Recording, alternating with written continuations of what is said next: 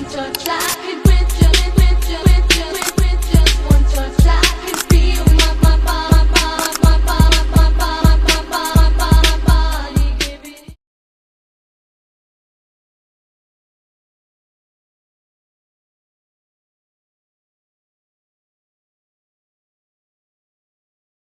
Konsep shareholder versus stakeholder.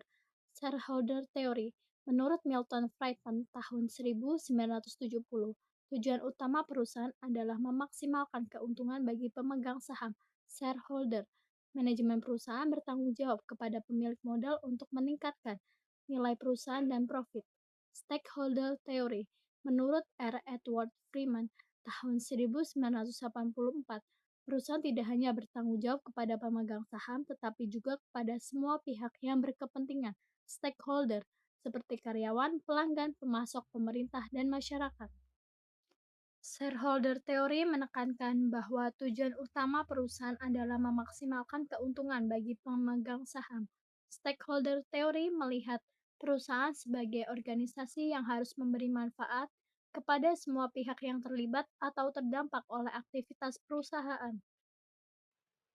Lalu, manakah yang lebih diprioritaskan, shareholder-kah atau stakeholder? Nah, secara tradisional, shareholder lebih diprioritaskan karena mereka itu adalah pemilik perusahaan. Tetapi dalam praktik bisnis modern saat ini, perusahaan juga harus memperhatikan stakeholder agar bisnis dapat berjalan secara berkelanjutan dan bertanggung jawab secara sosial bagi berbagai pihak. Di Indonesia, penerapan tanggung jawab sosial perusahaan didukung oleh Undang-Undang Nomor 40 Tahun 2007 tentang perseroan terbatas yang mewajibkan perusahaan, terutama yang bergerak di bidang sumber daya alam, untuk melaksanakan tanggung jawab sosial dan lingkungan. Dalam praktiknya, banyak perusahaan telah menjalankan berbagai program CSR sebagai bentuk kepedulian terhadap masyarakat.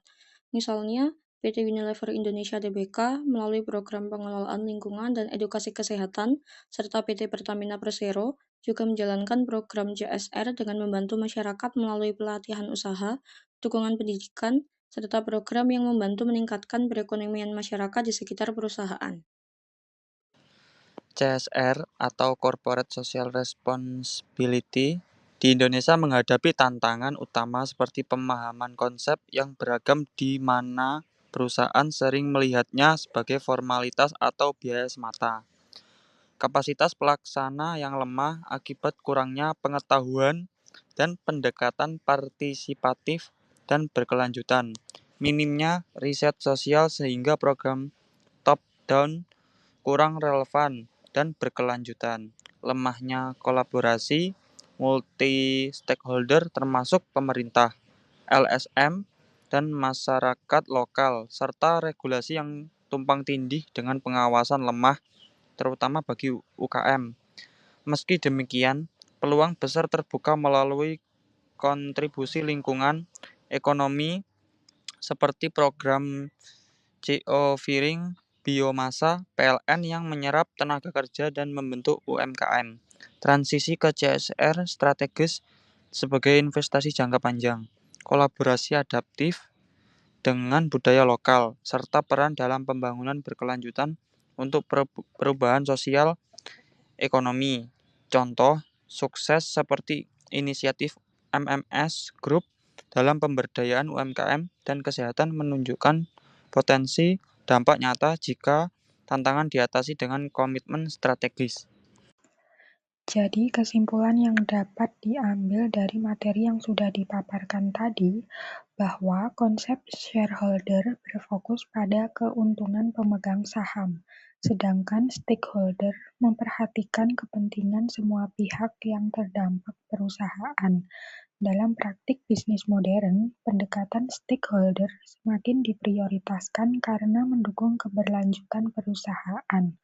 Di Indonesia sendiri, penerapan terlihat melalui regulasi dan praktik CSR. CSR masih menghadapi tantangan, namun memiliki prospek baik seiring meningkatnya kesadaran perusahaan dan masyarakat.